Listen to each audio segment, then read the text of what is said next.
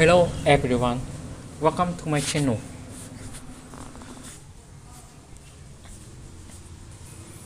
For 20 years, my father pretended my grandpa didn't exist. No photos, no stories, not even a name allowed at the table. If I ever asked, Dad would just say, "That man's dead to us." So when he suddenly picked up the phone last week and said, "Tell him to come to dinner, and tell him to bring money," I thought I'd misheard. He sounded cold, calculating. Mom froze, my brother went silent, and something inside me twisted. Why money? Why now? But the biggest shock wasn't the invitation, it was that Grandpa actually came. He showed up at our door, older, quiet, holding a single leather folder. He didn't come for forgiveness. He came with a secret. And when he opened that folder at our dinner table, the truth inside tore our family's perfect little world apart. It started on a Thursday that felt ordinary, until it wasn't. The air outside was heavy with late summer heat, and inside, the tension felt the same. Thick, slow, suffocating. I came home early from work, hoping to relax, but what I walked into felt like a scene from a movie you're not supposed to watch. From Dad's office came his voice, low, sharp, the kind of tone that cut through walls. "Tell him to come. Dinner, 7 o'clock, and make sure he brings money." I froze in the hallway, holding my bag like it could protect me. Him? The way he said it made my stomach twist. He only used that tone when he was angry or afraid. Mom sat at the kitchen counter, staring at her wine glass. Her face was pale. "You really think he'll come after all this time?" she asked softly. Dad stepped out, phone still in hand. "He owes us," he said flatly. "He owes me." I'd heard bits and pieces about my grandfather Henry Carter, but mostly through whispers. He was the forbidden topic in our family. Dad used to say, "That man walked out on us and never looked back." But Mom once told me a different version when she thought I wasn't listening. She said Grandpa had been pushed away, not gone by choice. When Dad hung up, he saw me standing there. "Emma," he said, straightening his shirt, "we're having a guest tonight. Your grandfather." My mouth fell open. "Grandpa? That Grandpa?" He didn't even blink. "Yes. He's finally decided to stop hiding. It's about time he paid his dues." Mom tried to interject. "Richard." "Enough, Linda," Dad snapped. "He's coming at 7. I felt something cold ripple through me. It wasn't excitement or curiosity, it was dread. That evening, the house turned into a stage set for a play no one wanted to perform. Mom arranged the silverware twice. My little brother Caleb kept asking, "Why now?" Dad didn't answer. He just kept checking his watch, jaw tight, eyes restless.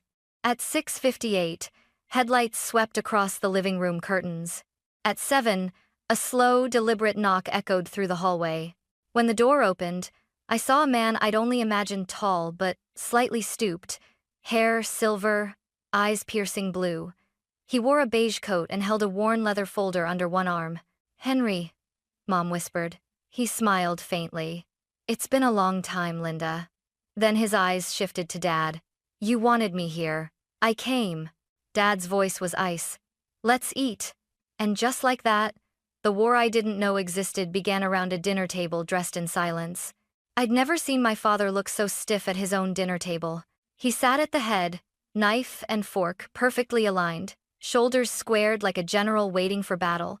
Across from him, Grandpa Henry moved slowly, carefully, like every motion was measured. The chandelier light flickered off his silver hair. His hands trembled a little, but his eyes didn't. They were sharp, calculating, but not cruel. Mom brought out roast chicken, mashed potatoes, and salad. She tried to smile, but her hands shook. Caleb whispered to me, "Why is Grandpa here? Didn't Dad say he was bad?" "Just eat," I murmured. The silence between courses was unbearable. Forks scraping plates, the ticking clock on the wall, everything sounded louder. Finally, Grandpa broke the quiet. "This house looks just like my old one," he said softly. "Even the dining room chairs. I remember when your mother picked the same style, Richard." Dad didn't look up. "Don't start with nostalgia. You lost the right to that a long time ago." Grandpa nodded once, calmly. "You still hold grudges like a boy." Dad slammed his glass down. "You left us with nothing. I left you with choices. Grandpa replied. You made the wrong ones. The air tightened. Mom reached for her glass, whispering, Please, not tonight. Grandpa smiled faintly, turning to me. You must be Emma. You were 8 the last time I saw you. I swallowed hard. I barely remember. That's fair, he said kindly. You were told to forget me. Dad glared at me. You don't have to answer him, but something in Grandpa's eyes made me keep talking. Why did you leave? He sighed. The kind of sigh that comes from old wounds, not old age. Because your father wanted my company more than he wanted a father. He said he could handle it. I trusted him. But when things fell apart, I became the villain. Dad shot up from his chair. You're twisting everything. You ran away when things got tough. Grandpa stayed seated. I signed over everything, Richard. The company, the assets. You wanted control, and you got it. Mom's voice cracked. Wait, that's not what you told me. Dad didn't answer. He just stood there, fists trembling. I stared between them, confusion clawing at my chest. All my life, Dad said, Grandpa abandoned us. Now it sounded like Grandpa had been the one betrayed. Grandpa took a sip of water and looked straight at me. Families rewrite history when guilt gets too heavy, he said quietly. But the truth always finds a way home. He set his fork down with finality. I didn't come for forgiveness. I came for truth. The chandelier buzzed softly overhead, but no one moved. For the first time in my life, I wondered who my father really was, and what he'd been hiding all along. Halfway through dinner, I thought maybe they'd find a way to keep the peace. But then Dad leaned back in his chair, wine swirling in his glass, and said in that dangerous tone that always preceded an explosion, So, you show up after 2 decades with a cheap folder and a guilt trip. What do you want, Henry? Money? Recognition? Or just attention? Grandpa didn't react. He dabbed his mouth with the napkin, folded it neatly, and said, I didn't come for any of those things. I came because you called. The words hung in the air like smoke. Dad's laugh was bitter. Oh, I called because you owe me. You disappeared while Mom was dying. You left us drowning in debt. Grandpa's calm cracked just slightly. You mean the debt from the company you took over? The one I built with my hands? Dad's eyes flared. You mean the company you destroyed with your greed? Grandpa reached into his folder. The rustle of paper suddenly felt louder than the storm of emotions brewing between them. He slid a yellowed document across the table. That's the deed transfer from 1998 signed by me, notarized. You owned Carter Construction the day I walked out. I didn't destroy it. You did. Dad froze mid-motion, his hand gripping the glass so tightly his knuckles whitened. Mom leaned forward, scanning the papers. Her face drained of color. Richard, is this real? He didn't answer. Grandpa went on, voice steady, unflinching. I sold my shares to pay your mother's hospital bills. The rest every remaining asset I put in your name. You had full control. 2 years later, you filed bankruptcy. Then you told everyone I abandoned you. Dad stood abruptly, knocking his chair back. You have no right to come here and humiliate me. You humiliated yourself, Grandpa replied quietly. The silence that followed was sharp enough to cut. Caleb shrank in his seat. Dad? Is that true? Stay out of this, Dad snapped, his voice breaking. You think this old man knows the truth? He's rewriting history because he's bitter. I couldn't breathe. My heart pounded against my ribs like it was trying to escape. Dad, I whispered. Did you really? I said, drop it, Emma. Grandpa's tone softened. You raised your children on lies because the truth hurt too much to face. But I didn't come to fight you, Richard. I came to end it. He pushed the folder closer. There's one more thing in there. Something for Emma. Dad's head snapped toward him. Don't drag her into this. But it was too late. Grandpa's blue eyes found mine. You deserve to know what your grandmother left for you before it's too late. That single sentence made every nerve in my body stand on edge. Because somehow, I knew whatever was inside that folder was about to break this family forever. The moment Grandpa said my name, the whole table tensed. Even the air seemed to stop moving. Dad's voice turned razor sharp. You don't get to talk to my daughter about money, about anything. You lost that right the day you left. Grandpa didn't blink. No, Richard. You took that right away from yourself. Dad's chair screeched against the floor as he stood, towering over the table. You think you can walk in here with your fancy papers and play hero? You left us with nothing. Grandpa stayed seated, calm but unyielding. I left you with opportunity. You traded it for resentment, Mom whispered. Richard, please, just sit down. He turned on her. Don't defend him, Linda. You have no idea what that man did to me. Her voice shook. I know what you told me he did, but maybe I should have asked what really happened. For a second, Dad looked like someone had slapped him. Then he turned away, muttering, You're all blind. He's manipulating you, just like he did before. Grandpa finally rose, slow and deliberate. I was a bad father, Richard. I'll admit that. I was proud, impatient, and too stubborn to see how you were hurting. But I never stole from you. I never lied to you. Can you say the same to her? He turned to me. His gaze softened, but his words cut deep. Emma, you were 8 when I last saw you. You hugged me goodbye that night. Do you remember what your father told you afterward? The memory came rushing back, me crying at the window, watching his car disappear down the road, Dad kneeling beside me and whispering, He doesn't love us anymore. Forget him. I swallowed hard. He said you didn't want to see us again. Grandpa nodded slowly, pain flickering across his face. And you believed him. Because that's what he needed you to believe. Dad slammed his fist on the table, plates rattling. Stop poisoning her against me. But Grandpa didn't raise his voice. You poisoned her yourself when you let lies replace love. Mom covered her mouth, tears slipping down her cheeks. Caleb looked lost, eyes darting between them. Then Grandpa said quietly, almost like a confession, I didn't come for revenge, Richard. I came because I'm running out of time. And because Emma deserves to know the truth. He picked up the leather folder again, his hand steady now, as if he'd carried its weight long enough. This, he said, sliding it toward me, belongs to you. Dad's face turned pale. What are you doing? Giving her what should have been hers all along, Grandpa replied. Your mother's last wish. I looked down at the folder, heart pounding, afraid to touch it. Because, deep down, I already knew whatever was inside wasn't just about money. It was about everything my family had been hiding for 20 years. My fingers trembled as I opened the folder. Inside was a stack of yellowed papers and one sealed envelope with my name written in delicate, fading cursive, Emma Grace Carter. For a moment, I couldn't breathe. Grandpa's voice broke the silence. Your grandmother wrote that before she passed. She wanted you to have it when you turned 18. But your father made sure it never reached you. Dad's chair scraped violently against the floor. That's a lie, he barked, but his voice cracked on the last word. Mom's hand went to her mouth.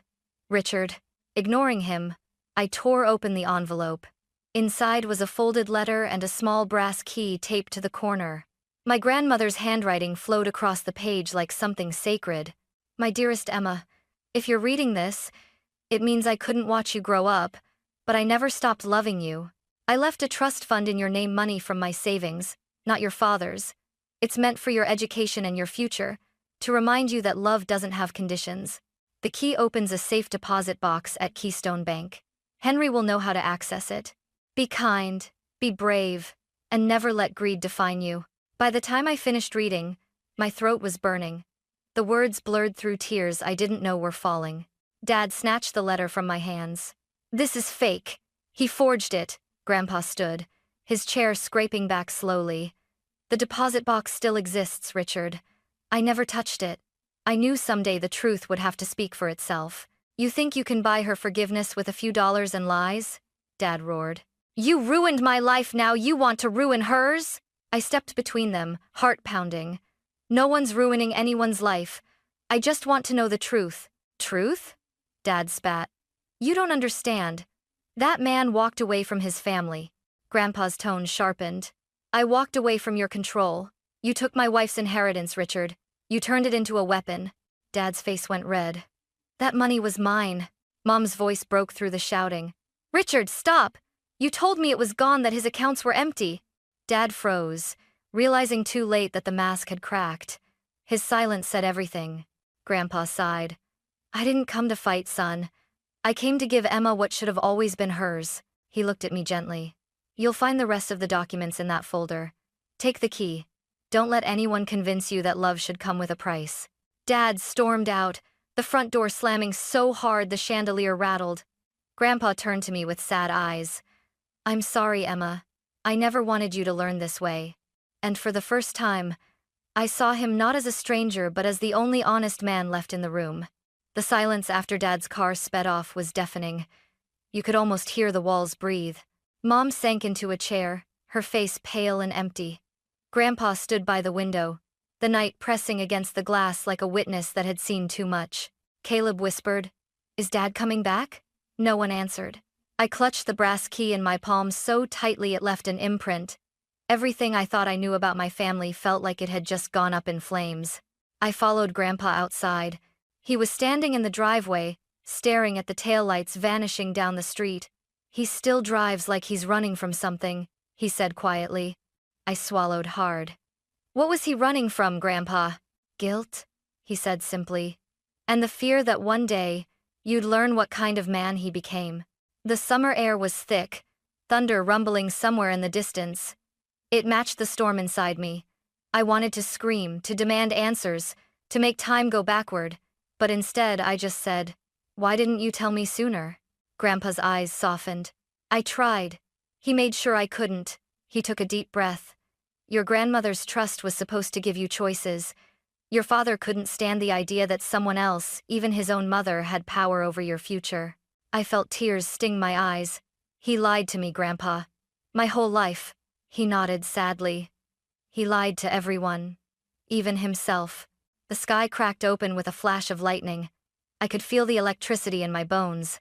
Then headlights flared at the end of the street. Dad's car. He was back. The engine roared as he pulled into the driveway and slammed the door. His face was red, his movements jerky. He was holding a bottle, not full. "Great," Grandpa muttered. "Liquid courage." Dad's voice thundered through the night. "You think you can poison my daughter against me? You think I'll let you take her too?" He stalked toward us, fury in every step. Mom appeared at the door, shouting, "Richard, stop this!" But he didn't. He pointed straight at Grandpa.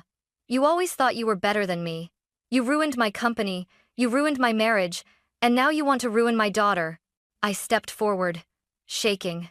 "Dad, stop! He's telling the truth. I read Grandma's letter." He turned on me, eyes wild. "You believe him over me? After everything I've done for you?" My voice broke. "Done for me? Or done to me?" He froze, just for a heartbeat. The words seemed to hit him like stones. "Emma," he said, his voice trembling now. "You don't understand what it's like to be betrayed by your own father. To watch everything you've built disappear." "You betrayed yourself," I shouted back. "You had everything and you threw it away because you couldn't stand anyone else being right." Lightning flashed again. The wind whipped through the trees, scattering leaves across the driveway. He laughed bitterly. "You sound just like him." "Maybe that's not such a bad thing," I said quietly. For a long moment, no one moved. The storm roared above us, and Dad just stood there, shoulders heaving, the bottle trembling in his hand. Then he whispered, almost to himself, "He always loved you more." I felt my chest tighten. Because I never wanted his money. That broke something inside him. His expression twisted anger, pain, shame all at once. He turned, stumbled toward his car, and slammed the door. The engine started. For a second, I thought he might drive into the night again. But instead, he just sat there, headlights cutting through the rain, breathing heavily, broken. Grandpa walked to me, placing a steady hand on my shoulder. "I came for truth, not war," he said softly. "But sometimes, the truth burns before it heals." I looked back at the house at Mom, crying quietly by the doorway, at the lightning illuminating every scar this family had buried. And for the first time, I wasn't afraid of the storm, because at least now, I knew what it was made of. The next morning, the storm had passed, but the silence it left behind was heavier than thunder. The driveway was littered with wet leaves, and the air smelled of rain and regret. Inside, the house felt hollow, like every word spoken the night before had drained it of warmth. Mom stood by the kitchen window, stirring her coffee without drinking it. "He didn't come home last night," she whispered. Her voice sounded small, fragile. "He called once, said he needed time." I didn't reply. I was sitting at the table, staring at the brass key still lying beside Grandma's letter. The edges of the paper were slightly torn from how tightly I'd held it. Grandpa entered quietly, his beige coat draped over one arm. His eyes looked tired, but calm, the kind of calm that comes after you've spent years waiting for a truth to be heard. "I should go," he said softly. "Richard needs space, and I've done enough damage." I stood quickly. "You're not the one who did the damage." He smiled, faintly. "Maybe not directly. But I carried my silence for too long, Emma. That's its own kind of guilt." I shook my head. "You don't have to go." He glanced at Mom. "Your mother deserves peace. I bring too many ghosts into this house." Mom set her cup down and turned to him, eyes red but clear. "Henry," she said quietly, "I believed Richard because it was easier than questioning him. That's my fault, not yours." He hesitated, then nodded. "We all loved the same person in different ways. That's what made it so complicated." And I walked closer. "What about the trust? The letter said there's a deposit box." He reached into his pocket and handed me a small envelope. "Everything you'll need is in here: documents, access codes, directions to the bank. But promise me one thing." "What?" "Use it for something that matters," he said. "Don't let it turn into a chain." I swallowed the lump in my throat. "I won't. I promise." For a moment, we just stood there, three people bound by blood and pain, trying to build something out of the wreckage. Then Grandpa reached out and pulled me into a hug. His arms were warm, steady, strong. "I missed 20 years of your life," he whispered, voice cracking. "But maybe we can still build something real even if it's smaller." I clung to him, nodding against his shoulder. "We already are." When he finally stepped back, I noticed the sunlight spilling through the curtains, soft and golden. For the first time, the house didn't feel cursed, just quiet, healing. Grandpa walked to the door, turning back one last time. "Tell your father I don't hate him. I just wish he'd stop hating himself." Then he left. Mom exhaled, almost like she'd been holding her breath for 20 years. "Emma," she said softly, "what are you going to do now?" I looked at the key, still warm from my hand, and said, "I'm going to find out who Grandma wanted me to be." And for the first time in my life, I finally knew where to start. A week later, I stood outside Keystone Bank with the brass key in my hand. The morning sun reflected off the glass doors, and for a second, I saw my own face, tired, older somehow, but determined. Inside, the air smelled of polished wood and paper. The clerk led me to a private room, where a small gray deposit box waited on the table.